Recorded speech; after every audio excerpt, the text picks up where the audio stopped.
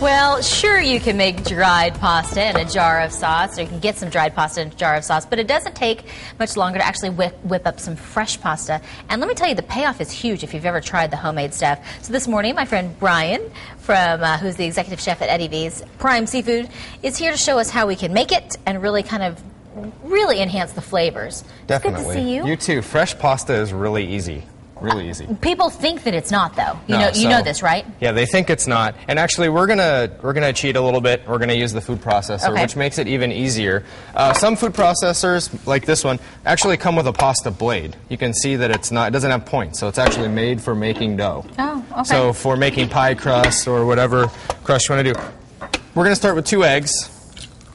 If you have one of those Cuisinart, big Like KitchenAid mixers, yeah. Yeah, and that's actually really easy too because they make a pasta rolling attachment for them also, so you can do the whole thing just on that.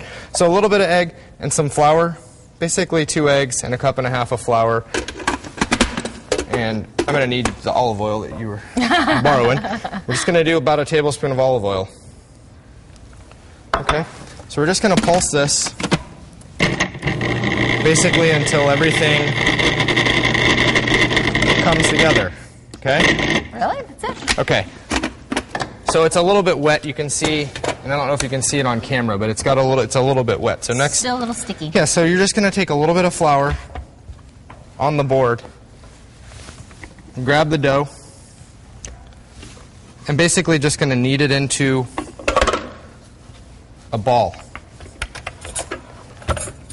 Now, along the way, sometimes when people try something new, they get a little nervous that they might mess it up in one of the steps. If there was a place where we could mess this up, where would that be? So that it would be too dry, so not, adding too much flour. So you definitely want to measure what you're doing. It's better to add, less flour and then work the flour in by hand like this. If you wanted to make it on the board without the food processor, say you didn't have a food processor, you would start the same way. You would start with a well of flour on the bowl, just like this. Okay, you'd make a little indent. You've seen, I'm sure you've seen little chefs. You make a little well. You crack your eggs, mix it into the flour, and then you knead it until you're like this. Okay. It takes about 20 minutes to knead by hand, but if you're using the food processor, it's just like this. So you're going to make, and you see the dough is really nice. Yeah. And basically, you're going to want to form it into, a nice ball. Would you put any flavor, like any seasoning? You could add whatever you wanted to it. You don't need to season the pasta itself because when we cook it, we're going to cook it in salted water, so it's going to pick up flavor there. But if you wanted to use wheat flour, you could use wheat flour. If you wanted to use, chop up some spinach and mix it in, you could do that. That's how they do that? Huh? Definitely, you'd make your flavored pasta that way. So we're going to let this sit and rest for about 20 minutes so it gets nice and soft. And right here, I've got one that's rested, and we can see what it looks like. And we'll get ready to roll. Now, why it just gets a little bit harder? Well, what happens by working the dough in the machine, the gluten or the protein in the flour, it gets activated. You need to allow it to relax so you can roll it out. Otherwise, it won't. The dough will be it won't stretch out. So when you roll it out, it looks something like this? Yeah, and we'll set up our machine, but basically we're going to roll out into a nice flat sheet.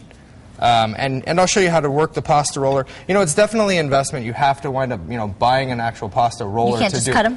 No, because you can't get the pasta flat enough. You could roll it out with a rolling pin and cut it by hand and get pappardelle, which if you've ever seen on a menu is basically a free-form pasta. There's no rhyme or reason, no sizes or anything like that. But well, we'll tackle that next.